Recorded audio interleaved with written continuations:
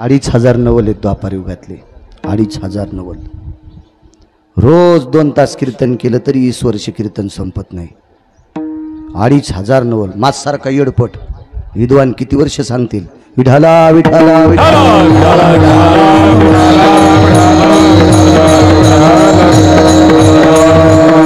एक नवल सांगतो. 7व्या अवतारात लग्नात नवलच नाही, काही नवल नाही 7व्या अवतारातलं. कारण 7व्या अवतारातलं लग्न भगवान प्रभू रामचंद्राचं जगदंबेच्या कृपेनं झालं. जगदंबेच्या कृपेनं एवढंच नवल सांगतो आणि मग काल्यातला थोडासा प्रसंग सांगून पूर्ण येणार. उन्हाचा दिवस आहे.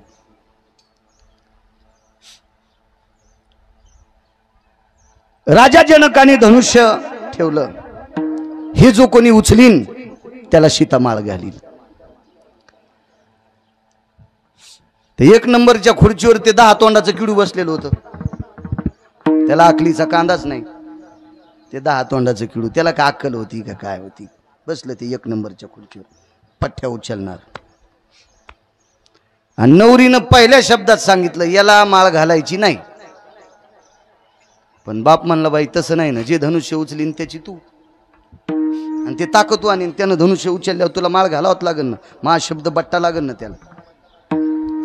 हुशार नवरी. धनुष्य उचलायच्या आधी ते सुरू व्हायच्या अगोदर 10-15 मिनिटानं लक्ष्मीला आवडेल असा नवरदेव आला.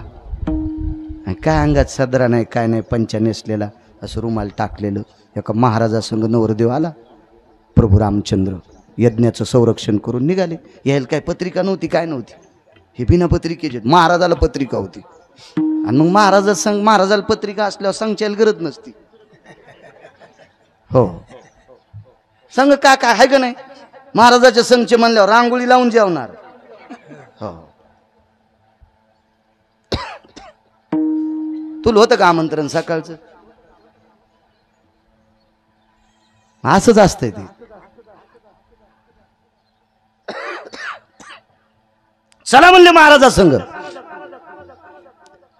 गेल्याबरोबर मग बसायला टाकलं तर सगळ्यात कडीची खुर्ची भेटली. कडीची आणि मोठे लोक कधी बी साध्या जागेवर बसते. वढेसले येड्यावानी करते.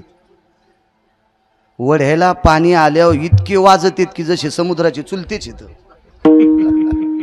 आणि पाऊस बंद झाल्यावर छापी भिजवायला पाणी राहत नाही. छापी नाही कळायची, चिलमीच्या खालून लावते ते धुडकं. तितकी भिजवायला पाणी नसती. लो येड्यावानी करणार वडे. एक खैरीचे माऊली बसलेले ते यायच्या पाहुण्याची ते गेलो मागच्या 15 वाड्यात. फकरू महाराज होते ना ते खैरीचे माऊली. आता ते कोण आहे तुम्हाला सगळ्याला माहिती. ते पटक्यावलं म्हातारं. त्याच्या पाहुण्याची तर रानातली गडी धरून 27 नौकर, रानात 19 गडी. मला नाही वाटत आपल्या भागात त्या 10 खेड्यात 19 गडी कोणाची तर रानात असतील. 19 गडी. आणि तो माणूस त्यातला मंडप झाडायला. हे म्हणले महाराज पाया पडू द्या. म्हणलं राहू द्या बाबा आता. एक जण म्हणलं पडू द्या महाराज 19 गडी येतो. आणि म्हणलं हे म्हाताऱ्याकडे 19 गडी. हो म्हणले आमच्या गावातलं 25% शिवार त्यालाच आहे. आता मी गेलो ते काऊन मंडप झाडायला म्हणून याच्याहून. आपले किती भारी आहेत बघा. नुसत्या त्या फांद्या पण तोडल्या नाही पिपळाच्या. हो इकून 2 पत्र पण लावले नाही. हो इथं ते देवाचे होते पत्र ते इथं लावले असते. ते इकडचे ते पत्रवाळ्या इकडं नसते आल्या. लय मस्त. नुसती मोकार टेकन चौघीत लुगडं एक. विठाला विठाला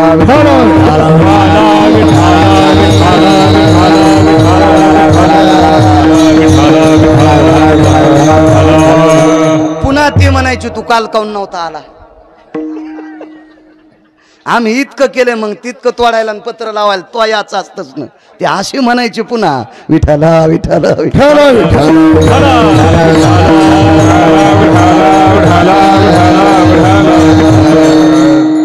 मला काही तुम्हाला उद्देशून बोलण्यात माझा काय फायदा नाही. होय भाऊ काय त्याच्यात माझा काय फायदा आहे. बरं तुम्हाला माईक हातात आल्यामुळं तुम्हाला टोचणे मारण्यात मी काही श्रीमंत होणार नाही आणि भिकारी होणार नाही. माझं एकच मत आहे फक्त त्याला भेट जा. त्याची ताकद इतकी मोठी आहे आगावसाहेब आमच्या त्याची. इतकं भक्तीचं सूत्र त्याचं गोड आहे की विचारता सोय नाही. तिथून इकडं आलं की त्याचं झालं पाहिजे, आणि इथून इकडं गेल्यावर कोण्या भंगिऱ्याचं व्हायचं ते व्हा, पण इथून इथं आलं याच्या दरबारात की फक्त त्याचंच व्हायचं. ते आपलं काय करील काय सांगता येत नाही. त्याच्या मनात आल्यावर फार मोठं करतं महाराज. ते फार मोठी ताकद आहे त्याची. केली पाहिजे सेवा त्याची, वागलं पाहिजे. आणि मोठी मोठी लोक संप्रदायामध्ये याच्यामध्ये खूप वागतात. रात्री मी कीर्तनाला गेलो, पाऊस येण्याचा वाण दिसला. 4 आमदार, जिल्हा परिषद सदस्य 22, दोन्ही जिल्ह्यातले लोक एका जाग्यावर, आणि 25 लोखंडी दाताळे होते नुकती वाळवायला. 25 लोखंडी दाताळे,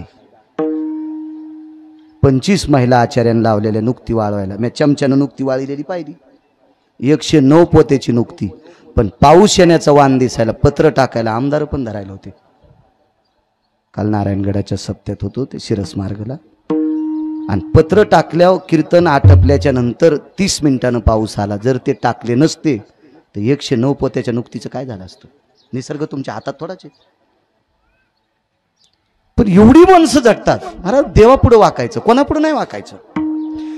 5000 कोटीची प्रॉपर्टी असेल आणि लायक नसेल तर त्याला रामराम घाल नका, पाप नाही. पण 10,000 कोटीची जरी प्रॉपर्टी असली तरी त्याच्या पुढे वाकलं पाहिजे, पुण्यच लागतंय. वाकलं पाहिजे, कारण त्यानं पंढरपुरातल्या मालकाचा मोड्याला संसार नीट केलाय. तुका म्हणे चांदे वाले देव तुमच्या मरणी मरे, देव तुमचे मरणी मरे, देव तुमच्या मरणी मरे. तुका म्हणे चांदे वाले देव तुमच्या मरणी मरे, देव तुमच्या मरणी मरे, देव तुमच्या मरणी.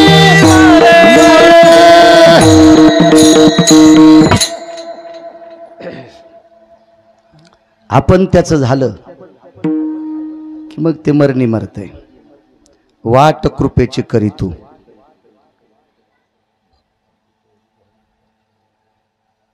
मधलं सोडून देतो. जीवा तळी अंतरी तो जीवा फुला, दिशाची स्नेह भरी तू.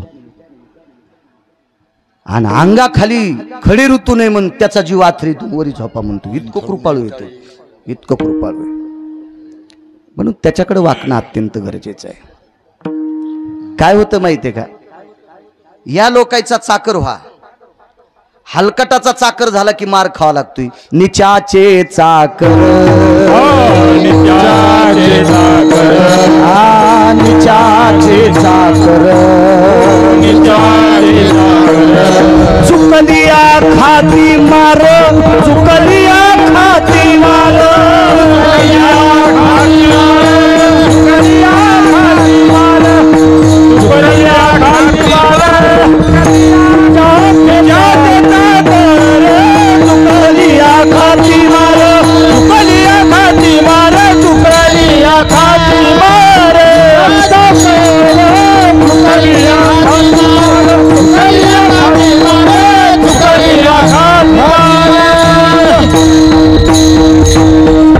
निचाचे चाकर आणि चुकलिया रामराव खाती मार. हलकटाचा नौकर झाल्यावर त्याचं चुकल्यावर नौकराला पण हाणतात लोक. म्हणून नीच लोकांचा चाकर नाही व्हायचं, चांगल्याचा चाकर व्हा.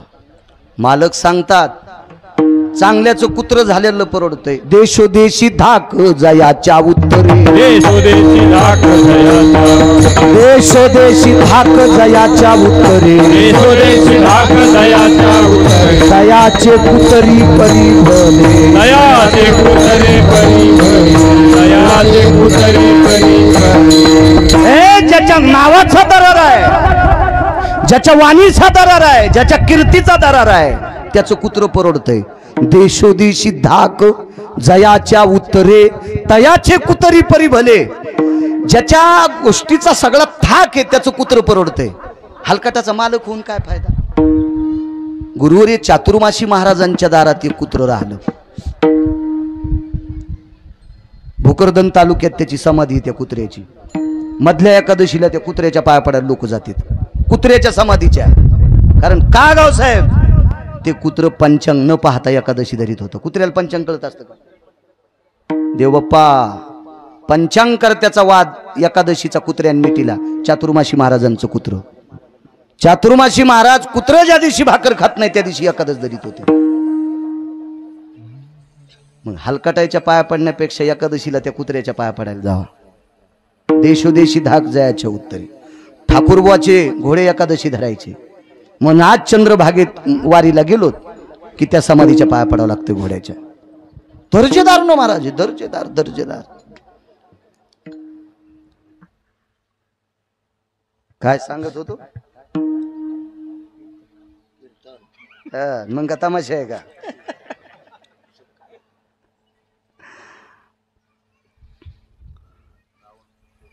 हा,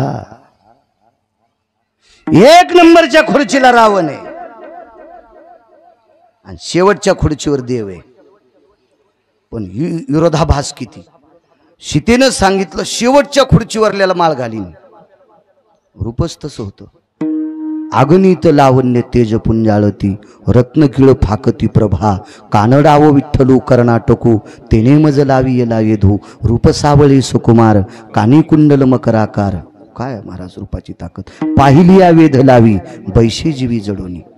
राजा सकुमार मदनाचा पुतळा रवी शशी गणा लोकनिया. वा. राजस सुकुमार मदनाचा पुतळा रवी शशी कळा लोपलिया. रूप पाहता लोचनी सुख झाले हो साजनी.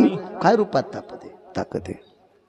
पाहता श्रीमुख सुखावले सुख डोळियाची भूक नवजे माझ्या. इतकं सुंदर रूप. मी त्याला माळ घालीन. पण धनुष्य त्याला उचलत नव्हतं भाऊ. ते दिसायला सुंदर आहे असल ताकदवान पण धनुष्य नव्हतं उचलत. बरं उचललं जरी असलं तर एक नंबरच्या खुर्चीवर नाही ना. हे आधीच उचलायले ना. त्याचा नंबर नाही ना. याला उचलत होतं. नवल नाही याच्यात फरक सांगतोय. 7व्या अवतारात नवल नाही. नवल 8व्या अवतारात. एवढंच सांगतो फक्त. रावण धनुष्य उचलायला लागलेला आहे. त्यावेळेला 4 ब्रह्मवेत्यापैकी एक ब्रह्मवेत्ता राजा जनकाकडे होता. त्या ब्रह्मवेत्याचं नाव आहे याज्ञवल्क्य. प्रणाम केला गुरुदेव.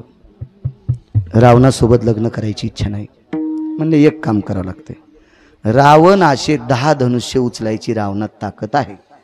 पण एक गोष्ट केल्या उचलत नाही. तू सरस्वतीची साधना कर. आणि सरस्वतीला प्रणाम केला. आणि सरस्वतीला प्रणाम केला लक्ष्मीनं. आणि मग सरस्वती प्रसन्न झाली. सरस्वतीने विचारलं काय काम. काही नाही म्हणले. धनुष्य उचललं नाही पाहिजे.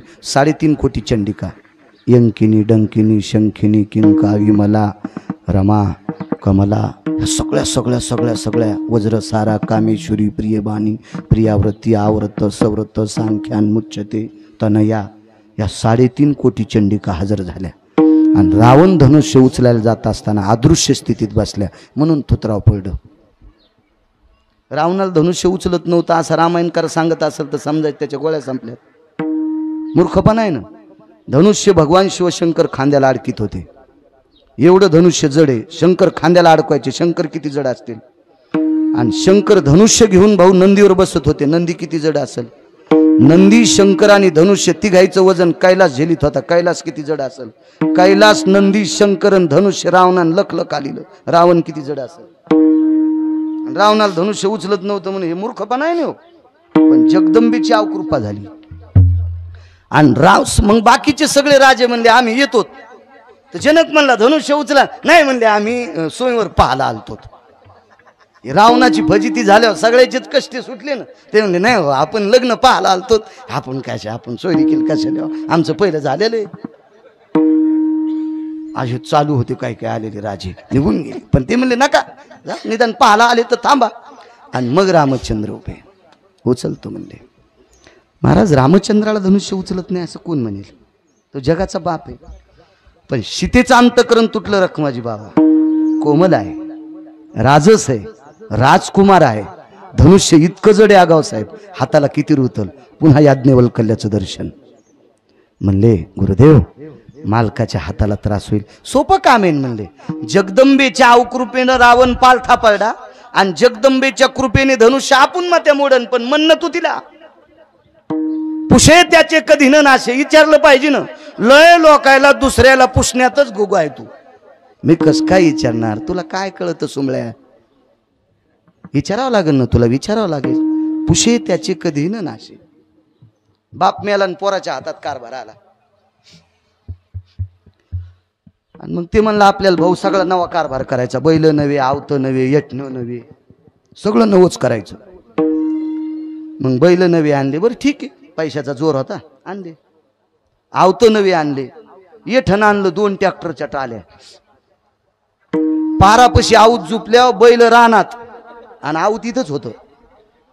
तर तिकून एक जण सांगायला आला, तुमचे बैल रानात, येडपटेस का काय म्हणला, आऊत घेऊन आलो.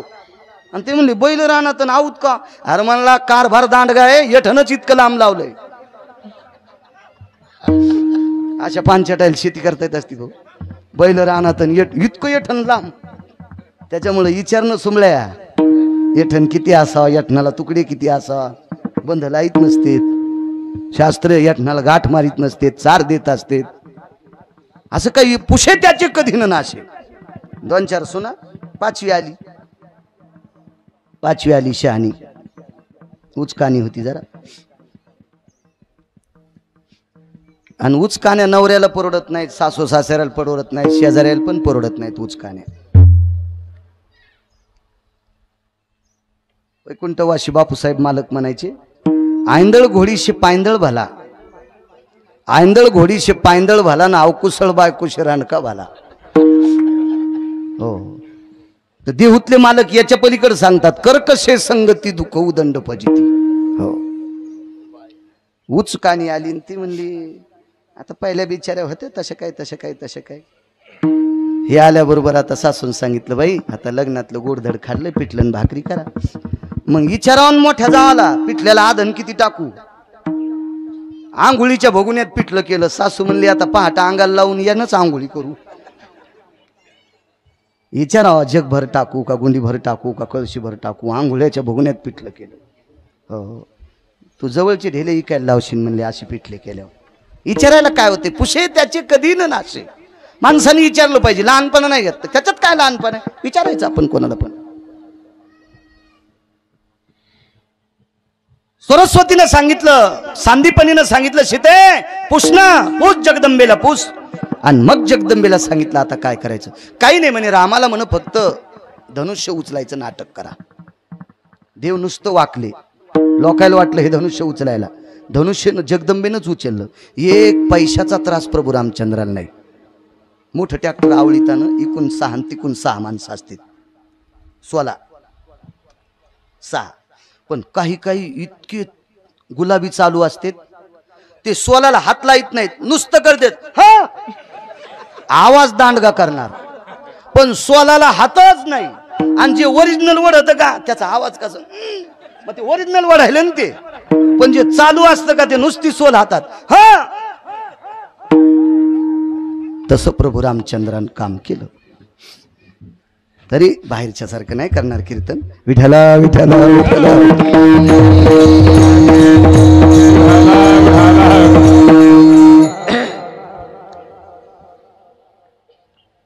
त्या धनुष्य मोडलं आणि सीता प्राप्त झाली. काय नवल आहे पुराण, जर खरं पाहिलं तर नवल काय, काहीच केलं नाही ना, काहीच केलं नाही. आता बघा पुढच्या अवतारात नवल. 16,108 नवऱ्या आता. मंडप किती मोठा द्याला असं लागाव साहेब, किती मोठा मंडप. आता 16,108 नवऱ्या म्हणजे प्रत्येक नवरीचे वडील, तिचे चुलते भाऊ, सगळे गोचे मामे काके, इष्ट मित्र सज्जन ठके सोयरे धायरे सगळे आले. पण लक्ष्मीचे वडीलच याचे राहिले. लक्ष्मीचे वडील कोण? समुद्र. आणि लग्नाच्या आधी 20-25 मिनिटानं लक्ष्मीनं सांगितलं, प्रभू माझे बाबा लग्नाला बोलन. भगवान म्हणले जाऊ दे ना. असं कसं म्हणले, माझे वडील आहेत ना. नसते तर काय नाही, पण माझे वडील माझ्या लग्नाला असं बोलवा. लगेच पत्रिका लिहिली सुवर्ण अक्षरात.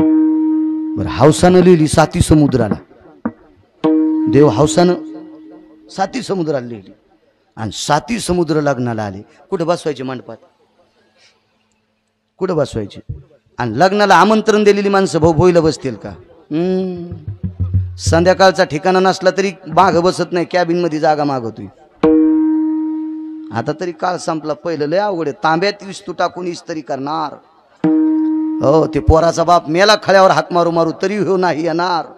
आणि टेम्पो जर निघून गेला तर मग आम्हाला सांगितलंच कशाला होतं. आमच्या इथं का लेकरं बाळा नाहीत का, आमच्या इथे लग्न होणार नाहीत का. इतकी ठीक सामान्याची तर समुद्र साधे असतील का. भगवंतानं सांगितलं लक्ष्मी समुद्राला म्हणून बाहेर थांबा, नाही म्हणले बाहेर थांबणार नाही. त्याला मधी बोलवा. तुमच्यात जर ताकद नव्हती तर तुम्ही आमंत्रित कशाला केले. आता देव देव होता. अंगावरचा एकच रोम काढा, एक रोम अंगावरला काढा आणि त्या रोमाचा खड्डा किती पडला असेल. त्या एका खड्ड्यात सातीची साती समुद्र बसिले. नवल केवडे केवडे नकळे कान्होबाचे कोढे विढोबा रखुमाई.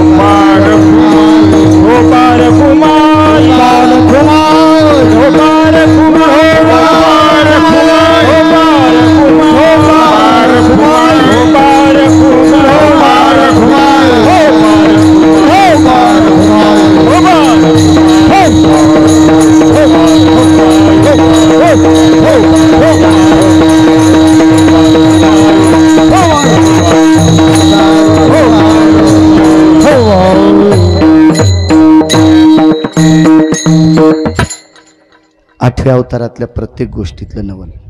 स्वतःच्या लग्नात नवलंय 10, सुभद्रेच्या लग्नातली नवलं 4. अशा प्रत्येक नवलाच्या गोष्टी आठव्या अवतारात झाल्या. म्हणून देहूतले मालक नवल सांगतात. महाराज पृथ्वीजीने तृप्त केली रखमाजी बाबा. विश्वाला तृप्त करण्याची ताकद त्याच्यात आहे. झाडावरच्या माळावरच्या बोरीला कोण पाणी घालते. तरुवर फुटती किंवा उष्ण काळ माशी फुटती तरुवर जीवनतयाशी कोण घाली. खालच्या केळीचं एक पाणी हुकलं की केळी झोपत्यात, अंग टाकून देतात. खालच्या गव्हाचं पाणी हुकलं तर गहू जिऱ्यावानी होते. खालच्या धनाचं पाणी हुकलं की पीक मातीत जाते. आणि आजही माळावरची झाडं हिरवेगार लसलस जीवनतयाशी कोण घाली. आणि विश्वाला पाणी पाजण्याची जीव घालण्याची ताकद ज्याच्यात त्याला यशोदा जीव घालायली. तुम्हाला एक माहित असेल, इरी फोडण्यात गाव बाका होता आपलं. आमच्या गावात इर फोडायला माणसं चांगली होती. तर 40-50 फुटावर जे दगड निघतो का खालचा, ते दगड फुटल्याच्या नंतर त्याच्यात बेंडूक सापडतो. पाषाणाची पोटी, पाषाणाच्या पोटूत दरदूर बैसाला 50, 60, 100 फुटाच्या खाली जे दगड निघतो का त्या दगडात बेंडूक सापडतो. त्याला कोण चारा घातला असेल, तो पंढरपुरातल्या मालकानं. म्हणजे 100-200 फुटातल्या खालच्या दगडातल्या बेंडकाला चारा घालायची ताकद त्याच्यात येते. त्याशी यशोदा भोजन घाली. ही नवलाची गोष्ट आहे. विश्व कडेवर घ्यायची ताकद ज्याच्यात आहे त्याला यशोदेनं कडेवर घेतलंय. नवल केवडे केवडे नकळे कान्होबाचे कोढे. चालत असलेला नित्याप्रमाणे मारुतीरायाच्या कृपेने, भगवान कानिपनाथाच्या कृपेने, भगवान माळसाकांताच्या कृपेने, मा जगदंबेच्या कृपेने, भगवान शिवजीच्या कृपेने, साधू संतांच्या कृपेने, या मारुतीरायाच्या वास्तूच्या बाबतीत सद्गुरू महंत खटकेश्वर बाबांची सुद्धा फार मोठी कृपा होती. या मारुतीरायावर सावली त्यांच्या कृपेने झालती. त्याही सद्गुरू साधूच्या चरणी प्रणाम करतो. या परमपावन मारुतीरायाच्या दरबारात माझ्या लहानपणी सगळ्यात जास्त जर भजन कोणी केलं असेल तर संत सुरदास महाराजांनी केलं. फार मोठी अधिकार शक्ती. मी 23.5 वर्ष झालं भाऊ त्या महात्म्याचा फोटो डायरीत घेऊन फिरतो. सुरदास महाराजाचा फोटो डायरीत घेऊन 23.5 वर्ष झालं फिरतोय. काय निष्ठेनं सेवा केलेल्या लोकांची ताकद वेगळी असते. गर्भांध होते, चक्षुहीन होते. पण काही काही अभंग मी आतापर्यंत महाराष्ट्रात बऱ्यापैकी भजन ऐकून ऐकले नाही. काय वाराचे अभंग म्हणायचे, काय नवरात्रात अभंग म्हणायचे. तू विटेवरी सखये बाई ओ करी कृपा, सावळे सुंदरी ओ करी कृपा, लावण्य मनोहरी ओ करी कृपा, ओ करी कृपा, उजळ कुळदीपा, मार्ग बहु सोपा, येऊनी लवलाही येऊनी लवलाही, सच्चित आनंद अंबाबाई ओ करी कृपा, सच्चित आनंद अंबाबाई ओ करी कृपा. सद्गुरु सूरदास महाराजांची सुद्धा फार मोठी कृपा आहे. फार दिवसापासून आदरणीय रुक्माजी महाराज सुद्धा या प्रत्येक दरवर्षीच्या सप्ताहात त्यांची सुद्धा वर्णी असते. माझ्या लहानपणी महाराजांकडे पारायण असायचं त्यावेळेला. खूप मोठी सेवा या मारुतीरायाच्या दरबारात रुक्माजी महाराजांना सुद्धा घडली. या सप्त्याची सुरुवात अष्टग्रह ज्या वेळेला एकत्रित आलते का देव बाप्पा, अष्टग्रह असू द्या माझं वय लहान. अष्टग्रह ज्या वेळेला एकत्रित आलते त्यावेळेला सावरगावचे मुंडे महाराज, त्यांचं वय त्यावेळेला 65 वर्ष होतं. त्याच्यावर ते 5-10 वर्षाला गेले असतील. हा तुम्ही पाहिलेले याच मंदिरात. आणि अष्टग्रह ज्या वेळेला इथे एकत्रित आले त्यावेळेला एक लहानसा वट्टा होता, तिथे पलीकड सराटे होते मारुतीच्या वट्ट्यावर. आणि तिथून पुढे सप्ताह म्हणले मधुकरी मागू आपण सप्ताह करू. त्यावेळेला हा सप्ताह सुरू झालेला आहे. आता त्याला रूप चांगलं आलं, लोकांकडे द्रव्य वाढलं, लोकांची देण्याची भावसुद्धा वाढला. अहो सकाळच्या नाश्त्याला गाव चुलबंद जेवावं इतकी लोकांची श्रद्धा, इतका भाव, इतकं प्रेम, इतका आदर. करून घेणाऱ्यांनी मोठ्या श्रद्धेनं करत राहा. समाजानं दिलेला अर्थ खर्चित असताना काटेकोरपणानं खर्चायचा. आपल्याकडे एखाद्याने एखादी गोष्ट दिली तर आपली मालकी म्हणून ती खर्चायची नाही, आपण देवाचे सेवक म्हणून काम करायचं. परमेश्वर आपल्याला मोठं करत असतो, काय विषय नसतो. त्याला सांगायची गरज नाही, पत्रिकेवर लिहायची गरज नाही, वहीत लिहायची गरज नाही, मी केलंय म्हणायचं नाही. त्याला सगळं कळतंय. आपण अंधारात करा, उजेडात करा, कुठेही करा. मारुतीराय कृपाळू आहे आपला. कोणी सतरंजी टाकील, कोणी मंडप झाडील, कोणी पंगत देईल, कोणी पाणी वाढील, कोणी मीठ वाढील, कोणी पात्र वाढील, कोणी पदार्थ वाढील, कोणी पात्र उचलील. जी जी काही सेवा 8 दिवस ज्याला ज्याला करण्याचा योग, कोणी भजन करील, जेवढी करता येईल तेवढी करण्याचा प्रयत्न दरवर्षी 8 दिवस मारुतीरायाच्या दरबारात त्याच्या वाट्याला सेवा येईल त्यानं करत राहायची. अहो कीर्तन ऐकीनं सुद्धा सेवाचे, भागवत रामायण ऐकीनं सुद्धा सेवाचे. ही ज्याला ज्याला करता येईल त्यानं करण्याचा प्रयत्न करत जा. निश्चित मारुतीरायाची कृपा आपल्यावर पावन होईल. आज उपस्थित आदरणीय रुक्माजी महाराज सुद्धा या ठिकाणी आहेत. आपल्या गावचे ग्रामजोशी नरहरी देवा सुद्धा आहेत. हे टेकाळे महाराज सुद्धा आहेत. राजकीय क्षेत्रातला आध्यात्मिक आणि एक वारकरी राजकारणी आदरणीय आघाव साहेब सुद्धा या ठिकाणी आहेत. जुने मृदंगाचार्य रामराव शेवडीकर सुद्धा आहेत. बऱ्यापैकी पंचक्रोशीतून आलेली श्रोते जनार्दन, विमा सल्लागार अधिकारी आदरणीय आमचे देशमुख साहेब सुद्धा या ठिकाणी आहेत. आणि परिसरातली सर्व इष्ट मित्र सजन सखे सोयरी धायरी सगळी आहेत. आमचे पांचाळ सर सुद्धा आहेत. मी मगाशी बोललो भाऊला, उदात्त अंतकरणाने ज्या 5 लोकांनी आपल्याला जागा दिली म्हणून मोठ्या, नाही तर इथं स्वयंपाक व्हायचा आपला. हा स्वयंपाक करत असताना याचा शेक कीर्तन करायला लागायचा, बसणाऱ्याला लागायचा. आपल्याला कृपा झाली त्या 5 लोकांची, त्यांनी ती जागा दिली. तेवढी जागा तिला कंपाऊंड करून घेऊ म्हणजे त्याच्यात 2-3 टाक्या तणनाशकाच्या फवारता येत्याल. बाहेरचे कुत्रे येत नाहीत. संध्याकाळी समोरून कुलूप लावलं की माणसं जरी झोपले तर कल्ह्या कुत्रे चाटीत नाहीत, काय नाहीत. इथं आज कसं असतं माहिती आहे का, सामुदायिक कार्यक्रमात असल्यावर सगळा गाव असतो आणि जेव्हा कुत्रे चाटते तेव्हा अरे राव तुरे राव घरी झोपलेले असतात पंख्याखाली, तेव्हा कोण असते तिथं. मग अशा वेळेला ती जागा आरक्षित असावा, ती व्हावा आणि ती पण डोकं लावून करावा. असं करू नका मनानच वानरायनं उड्या टाकणं निघून जाणं. हे जे कंपाऊंड झालं नाही हे वानरायण उड्या हाणू हाणू हाणू हाणू, कारण देवाचं कधी पण मजबूत करायचं. ते 10 फूट होतं असेल तर 5च फूट करायचं, पुन्हा पुढच्या वर्षी 5 फूट करायचं, पण ते मजबूत करायचं. आपल्या घराला कुठं भेग पडली तर आपण त्याला सिमेंट लावू, देवाच्या कोण लाईत असते. त्याच्यामुळं देवाचं काम हे रेल्वे खात्यातल्यासारखं केलं पाहिजे, मजबूत. ते कसं ते आपले बाकीचे पुलं उद्घाटनाच्या आधीच पडत आहेत, पण रेल्वेचा पूल मर्यादा संपल्यावर बी त्याला पाडायसाठी तितकेच पैसे लागत आहेत. काम असतं केंद्रात तसं तसं देवाचं काम तितकं मजबूत करायचं. मागा आपण भाऊ केलं तेव्हा मामू नव्हता, त्याच्यामुळे झालं ते 17 भाई बांधायला.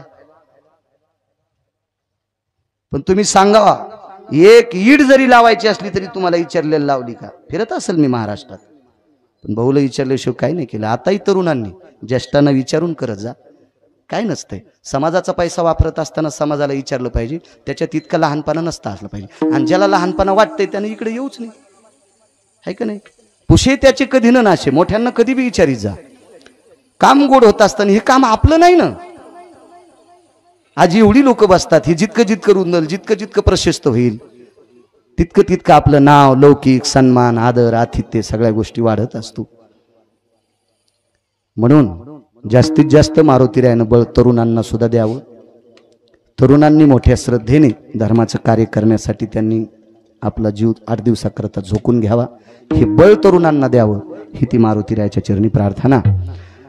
पंढरीतला मालक 8व्या अवतारात मथुरेत जन्माला आला, नंदाच्या घराला, आणि मग मला गोकुळात घेऊन जा. तिथं मायेचा जन्म झालाय, मला ठेवा, तिला घेऊन या. उचलीला कमळापती, पायीची बंधने गळती.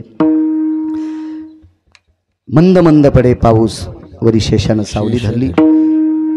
पुर चढाला आचाट, त्याशी लाविला अंगुष्ट. दुभंगली यमुना माई, पहिलं तीराला पोचले, भगवंताला ठेवलं, माया घेऊन गेले.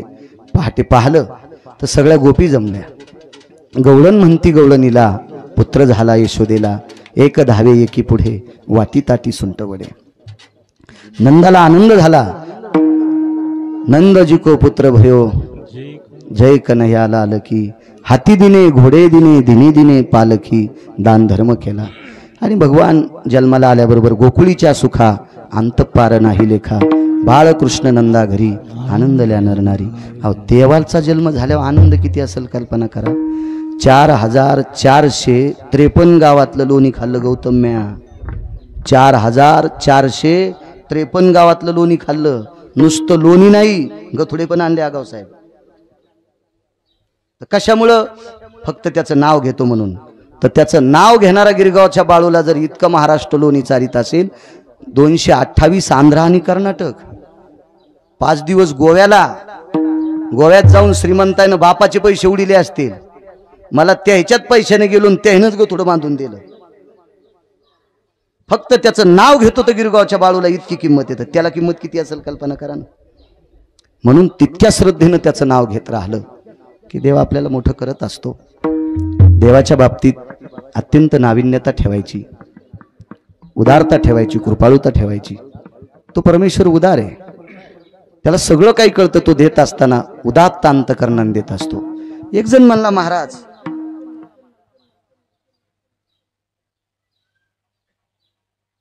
साहेबराव महाराज सोनोटीकर म्हणायचे, चोर हाणतेत तिथं गाडी पंक्चर व्हा. जिथं चोर हाणतेत का तिथंच गाडी पंक्चर व्हा, आणि 5च मिनिटात मागून ओळखीच्याची यावा. मग त्याच्या गाडीत बसून येऊन भाऊ आपण. जिथं चोर हाणतेत तिथं गाडी पंक्चर व्हा. किती भेव वाटत. आणि संघ हुंडा असा, आणि 5च मिनिटात मागून ओळखीची यावा. आलक नाही देव कामी. त्या गाडीच्या रूपात गाडी नाही समजायची, त्या ओळखीच्या रूपात ओळखीचा माणूस नाही समजायचा, त्या ओळखीच्या रूपात जगाचा बाप समजायचा. आपल्या कामा करता आलाय. मग तो तसा धावत असतो. तो एवढा कृपाळू आहे. मारुतीरायाची कृपा वर्णन करत असताना 18 संतांनी उदात्त अंतकरणाने